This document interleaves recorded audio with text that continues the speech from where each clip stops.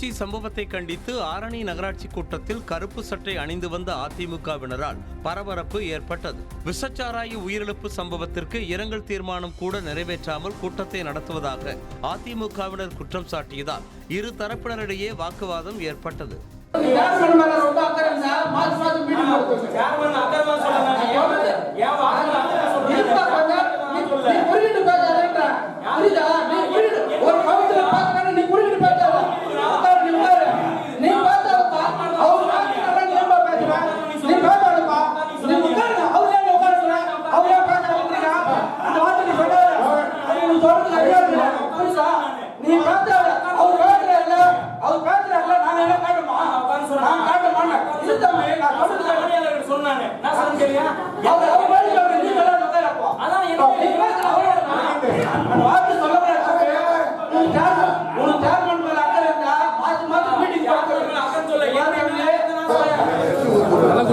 தீர்மானமே இல்லை, இரங்கல் தீர்மானமே இல்லை.